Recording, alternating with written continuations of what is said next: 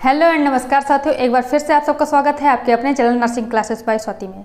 जैसा कि हम नर्सिंग के एग्जाम से रिलेटेड क्विक रिवीजन सीरीज चला रहे हैं, इसी सीरीज में आज हम नए टॉपिक के साथ आए हैं जिसका नाम है हाइपोवोलेमिया। हाइपोवोलेमिया क्या होता है? हाइपोवोलेमिया हाइपोवोलेमिया को फ्लूइड वॉल्यूम डेफिसिट यानी शॉर्ट फॉर्म में FVD भी कहते हैं। FVD जो है जिसमें कि फ्लूइड का लॉस जो है वो आइसोटोनिक फैशन में होता है।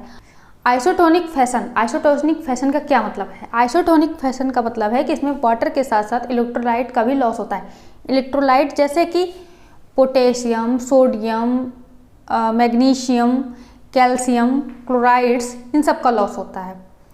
और अगर सिर्फ वाटर का लॉस होता तो यह कंडीशन डिहाइड्रेशन कहलाती, लेकिन इसमें वाटर के साथ साथ इलेक्ट्रोलाइट का भी लॉस हो रहा है, इसलिए इसको आइसोटोनिक फैशन में लॉस होना कहते हैं।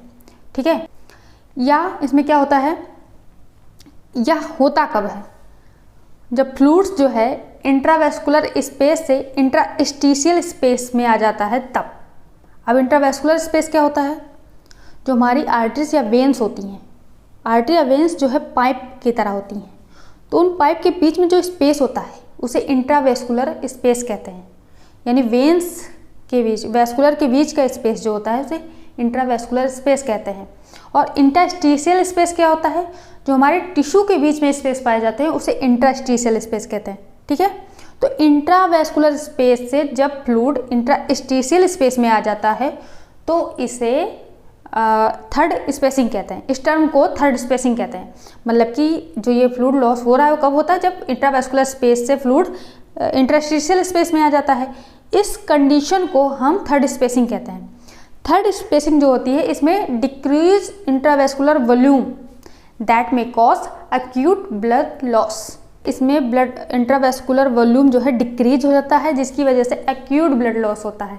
इसमें क्या होता है, इसमें ब्लड में ऑस्मोलरिटी बढ़ जाती है, यानी फ्लूइड का लॉस होने की वजह से ब्लड का थिकनेस बढ़ जाती है। ऑस्मोलरिटी, उसमें फ्लूइड लॉस हो रहा है जिसकी वजह से उसमें थिकनेस बढ़ती है, ऑस्मोलरिटी बढ़ जाती है, ब्लड थोड़ा गाढ़ा हो जाता है। और जब फ्लूइड लॉस हो रहा है तो इसके साथ साथ प्लाज्मा का भी लॉस हो जाता है। जब फ्लूइड लॉस होगा तो प्लाज्मा भी लॉस होगा, तो ब्लड में प्लाज्मा का लेवल भी डिक्रीज हो जाता है, ब्लड की ऑस्मोलरिटी बढ़ जाती है। इसी कंडीशन को हम थर्ड स्पेसिंग कहते हैं। इसमें इंट्रावेस्कुलर वॉल्यूम डिक्रीज हो जाता है जिसकी वजह से प्लाज्मा का लॉस होता है, ब्लड का ऑस्मोलरिटी बढ़ जाती है, ब्लड में थिकनेस बढ़ जाती है। ठीक है, इसके कॉज एंड रिस्क फैक्टर्स के बारे में देखते हैं। इसके क्या क्या कॉजेस है जिसकी वजह से हाइपोवोलेमिया या FVD कॉज होता है। ठीक है, पहला इंटरनल ब्लीडिंग एंड डिहाइड्रेशन। ठीक है, बॉडी में कहीं भी इंटरनल ब्लीडिंग हो रही है या डिहाइड्रेशन की कंडीशन में पेशेंट जा रहा है तो उस समय यह कॉज हो सकता है, पेशेंट के अंदर हाइपोवोलेमिया कॉज हो सकता है। Rupture ectopic pregnancies. Ectopic pregnancy क्या होता है? जो फैलोपियन ट्यूब में फर्टिलाइज्ड एग होता है, जब वो वहाँ पे रप्चर हो जाता है तो उसमें भी इंटरनल ब्लीडिंग होती है। ज़्यादा मात्रा में इंटरनल ब्लीडिंग होने की वजह से पेशेंट हाइपोवोलेमिया की कंडीशन में जा सकता है। Drainage from wound and fistula, जाहिर सी बात है सेम कंडीशन है। अगर ज़्यादा मात्रा में ड्रेनेज होगा वुंड या फिस्टुला से तो उसकी वजह से पेशेंट के बॉडी फ्लूइड लॉस होगा और वो हाइपोवोलेमिया की कंडीशन में जा सकता है। नेक्स्ट है गैस्ट्रोइंटेस्टाइनल सक्शनिंग। इसमें क्या होता है, इसमें इंटेस्टाइन का फ्लूइड को रिमूव किया जाता है। ज़्यादातर हमने देखा होगा जो पॉइजन के केसेस होते हैं उसमें इसका यूज किया जाता है। सक्शनिंग के माध्यम से जब फ्लूइड को आउट किया जाता है तो वहाँ पर भी हाइपोवोलेमिया होने की कंडीशन है। रीनल फेलियर या किडनी फेलियर की कंडीशन में भी हाइपोवोलेमिया होने के चांसेस रहते हैं। इसमें पेशेंट किडनी जो है, किडनी का फिल्ट्रेशन गड़बड़ा जाता है जिसकी वजह से बार बार यूरिन का फिल्ट्रेशन सही से नहीं हो पाता है और उसमें पेशेंट हाइपोवोलेमिया की कंडीशन में जा सकता है। नेक्स्ट है डायबिटीज़। हमने डायबिटीज़ पढ़ा था जिसमें हम 3P के बारे में थे, जिसमें पेशेंट को बहुत ज़्यादा भूख लगती है, बहुत ज़्यादा प्यास लगती है और बार बार वो पेशाब को करने जाता है, यूरिन पास आउट करता है। तो जो यूरिन बार बार पास आउट करता है वो डायबिटीज़ की कंडीशन है। इसमें पेशेंट हाइपोवोलेमिया की कंडीशन में जा सकता है। Diuretic therapy. डायूरेटिक थेरेपी में जब हम पेशेंट को डायूरेटिक्स देते हैं तो उस थेरेपी में वाटर का बहुत ज़्यादा लॉस होता है, वाटर के साथ साथ सोडियम का भी लॉस होता है डायूरेटिक थेरेपी में। तो उस कंडीशन में भी पेशेंट हाइपोवोलेमिया की कंडीशन में जा सकता है। Long time nothing by mouth, long time nothing by mouth, जैसे कि पेशेंट बहुत समय से अपने मुंह से कुछ नहीं खा पी रहा है तो इस कंडीशन में भी पेशेंट हाइपोवोलेमिया की कंडीशन में जा सकता है। जैसे कि कोमा के पेशेंट होते हैं या बहुत टाइम से क्रोनिक इलनेस से जो पेशेंट जूझ रहे हो तो उनमें यह कंडीशन देखी जाती है। ठीक है, नेक्स्ट है लो फ्लूइड इनटेक, मतलब कि जब पर्सन जो है वो लो मात्रा में यानी कम मात्रा में पानी पीता है तो उसकी वजह से उसकी बॉडी में भी फ्लूइड की कमी होती है और वो हाइपोवोलेमिया की कंडीशन में जा सकता है।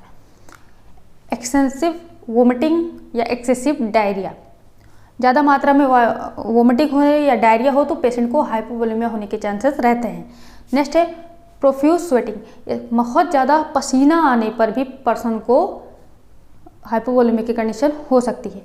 मेडिकेशंस, लंबे समय तक मेडिकेशन लेने की वजह से भी यह कॉज होता है। ट्रॉमेटिक एक्सीडेंट, ट्रॉमेटिक एक्सीडेंट का मतलब कि किसी पर्सन का एक्सीडेंट हो गया है और बहुत ज़्यादा मात्रा में ब्लड का लॉस हो रहा है तो वहाँ पर भी हाइपोवोलेमिया की कंडीशंस क्रिएट होती हैं। सिरोसिस ऑफ लीवर, किसी पेशेंट को अगर सिरोसिस ऑफ लीवर है, जैसे कि जो ज़्यादा पर्सन अल्कोहल लेता है वो लंबे समय तक मेडिसिन लेता है या किसी पेशेंट को डायबिटीज़ वगैरह है तो ऐसे पेशेंट्स को लीवर सिरोसिस होने के चांसेस रहते हैं। इनमें भी हाइपोवोलेमिया की कंडीशन होने के चांसेस ज़्यादातर रहती है। इन्फेक्शन, बॉडी में अगर कहीं पे इन्फेक्शन हो रहा है तो इसकी वजह से भी हाइपोवोलेमिया होने के चांसेस रहते हैं। तो ये रहे इसके कॉजेज एंड रिस्क फैक्टर्स। आइए अब हम देखते हैं पैथोफिजियोलॉजी। पैथोफिजियोलॉजी में क्या होता है?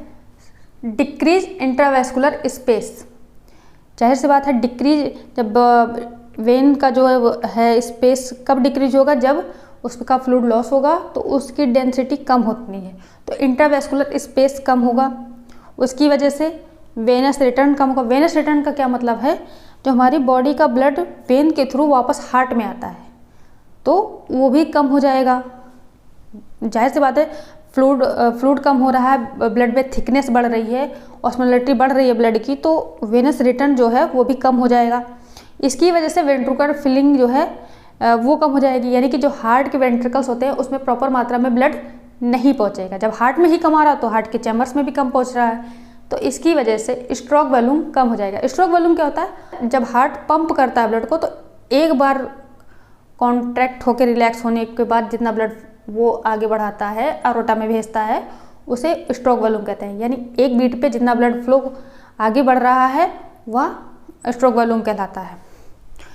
डिक्रीज कार्डियक आउटपुट, जाहिर सी बात है जब स्ट्रोक वॉल्यूम ही कम हो गया है तो कार्डियक आउटपुट कम हो जाएगा और जब कार्डियक आउटपुट कम हो जाएगा तो ब्लड जो है वो बॉडी के अलग अलग पार्ट्स में टिश्यूज़ तक नहीं पहुंचेंगे जिससे पर्सन में डेफिसिट होने लगेगा फ्लूइड का, फ्लूइड वॉल्यूम कम होने लगेगा जिससे पेशेंट हाइपोवोलेमिया की कंडीशन में चला जाएगा।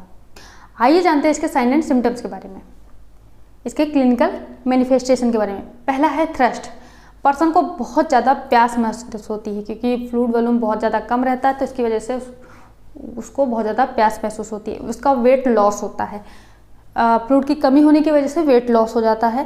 पुअर स्किन टर्गर, बॉडी की जो स्किन की टर्गसिटी है यानी इलास्टिसिटी है वो उसमें कमी आ जाती है जिसकी वजह से स्किन लूज हो जाती है। Dry skin and mouth, fluid कम रहता है तो जिसकी वजह से स्किन ड्राई रहती है और माउथ भी ड्राई फील होता है। फ्लूइड की कमी की वजह से पर्सन का बीपी लो रहता है। इंक्रीज बॉडी टेम्परेचर, इसमें पर्सन का टेम्परेचर बढ़ता है क्योंकि फ्लूइड की कमी रहती है तो बॉडी से हीट फील होती है जिसकी वजह से बॉडी का टेम्परेचर बढ़ा हुआ रहता है। डिक्रीज यूरिन आउटपुट, फ्लूइड की कमी रहती है, पर्सन प्रॉपर मात्रा में यूरिन पास आउट नहीं कर पाता है या फिर यूँ कह लें कि उसके यूरिन का जो आउटपुट का रेशियो है वो कम हो जाता है। चेंजेस इन मेंटल स्टेटस, यानी पर्सन कभी खुशी कभी गम की कंडीशन में चला जाता है तो कभी कभी आथामाजी सटकली वाली कंडीशन में चला जाता है, यानी कि पर्सन कभी उदास हो जाता है, कभी खुश रहता है, कभी डिप्रेशन की कंडीशन में चला जाता है, कभी कभी एंगर फील कराता है। नेक्स्ट है संकन आई बॉल्स, यानी कि आंखें धसी हुई फील होती है, खड्डे में चली जाती हैं आंखें। देखा होगा कि लोगों के आँख काले घेरे पड़ जाते हैं, आंखें धसी धसी रहती, तो उसे बोलते हैं संकन आई बॉल्स। वीकनेस, भाई फ्लूइड की कमी है, जैसे गाड़ी में तेल कम है तो गाड़ी नहीं चल रही है सही से, वैसे ही बॉडी में फ्लूइड कम है तो बॉडी में वीकनेस फील होती है, नई एनर्जी फील नहीं होती है। ठीक है। पेल म्यूकस मेम्ब्रेन, जो हमारी माउथ की म्यूकस मेम्ब्रेन है वो पेल फील होती है। रेस्टलेसनेस, बहुत ही रेस्टलेसनेस फील करता है पेशेंट को, एंजाइटी रहती है अंदर, वो सही से आराम नहीं कर पाता, सो नहीं पाता, एंजाइटी फील करता है। ड्राई आइस, आँखों में सूखापन होता है, ऐसा लगता है आँखें में कुछ गड़ रहा है, ड्राई आई फील्स होती हैं। डिक्रीज जुगुलर वेनस प्रेशर, यानी कि जो हमारी गर्दन की नस होती है उसमें भी जो है प्रेशर डिक्रीज हो जाता है, जिससे हमारे ब्रेन तक ब्लड फ्लो जो है अच्छे से नहीं पहुंचता और आथामाजी सटक जाती है। ठीक है, तो ये रहे कुछ साइन एंड सिम्टम्स। आइए अब देखते हैं डायग्नोस्टिक इवॉल्वेशंस के बारे में। डायग्नोस्टिक इवॉल्वेशन में हम सबसे पहले पेशेंट का फिजिकल एग्जामिनेशन करते हैं। क्या करते हैं? Physical examination. फिजिकल एग्जामिनेशन में हम पेशेंट का वाइटल्स चेक करेंगे, जिसमें हम उसका टेम्परेचर, पल्स, रेस्पिरेशन और बीपी की चेक टाइमली करते रहते हैं। दूसरा, हिस्ट्री कलेक्शन, हम उस पेशेंट का पास्ट और प्रेजेंट चेक करते हैं, पेशेंट का हिस्ट्री कलेक्ट करते हैं।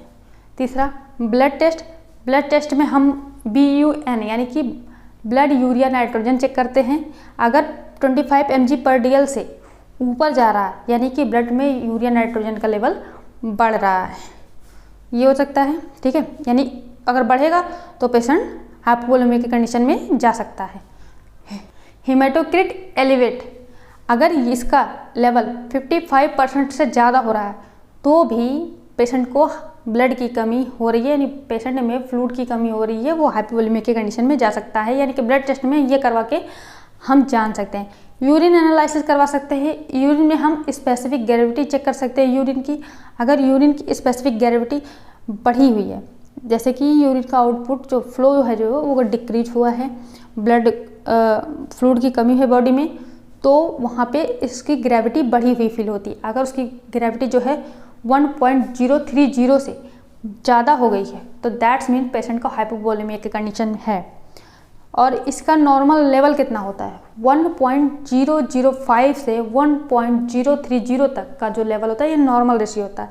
अगर इससे ऊपर जा रहा है तो दैट्स मीन कि पेशेंट हाइपोवोलेमिया की कंडीशन में जा रहा है। आइए अब जानते हैं मैनेजमेंट के बारे में। मैनेजमेंट में हम दो तरह से करेंगे, एक मेडिकल मैनेजमेंट, एक नर्सिंग मैनेजमेंट। मेडिकल मैनेजमेंट में हम पेशेंट का जो है 3 तरीके से करते हैं। पहला, अनसर्टेन हाइपोवोलेमिया, माइल्ड हाइपोवोलेमिया और तीसरा मॉडरेट या सीवियर हाइपोवोलेमिया। अनसर्टेन हाइपोवोलेमिया में हम पेशेंट को IV फ्लूइड्स देते हैं, जिसमें हम उसको NS या RL देंगे। और माइल्ड हाइपोवोलेमिया में हम उसको ओरल फ्लूइड्स देते हैं, या फिर अगर पेशेंट मुंह से खाने के कैपेबिलिटी है उसके अंदर तो उसको आइस चिप्स भी हम प्रोवाइड कराते हैं। तीसरा, मॉडरेट या सीवियर हाइपोवोलेमिया, इसमें हम क्रिस्टलॉइड्स या कोलोइड्स देते हैं, या फिर हम इसमें D5 भी दे सकते हैं। अगर पेशेंट को डिहाइड्रेशन की कंडीशन साथ साथ में है तो उसको हम D5 भी देंगे, ये डेक्सट्रोज 5%। नेक्स्ट है नर्सिंग मैनेजमेंट। नर्सिंग मैनेजमेंट में हम सेम वही है, पेशेंट का असेसमेंट करेंगे, उसका नर्सिंग डायग्नोसिस करेंगे और तीसरा हम नर्सिंग इंटरवेंशंस करेंगे। तो ये रही हाइपोवोलेमिया की एक शॉर्ट क्लास। आपको क्लास कैसी लगी अपना फीडबैक जरूर दीजिएगा, वीडियो को लाइक कर दीजिएगा और ज़्यादा से ज़्यादा इसे शेयर करिएगा। पहली बार चैनल पे आए हैं तो प्लीज़ चैनल को सब्सक्राइब कर दीजिएगा। And thank you so much.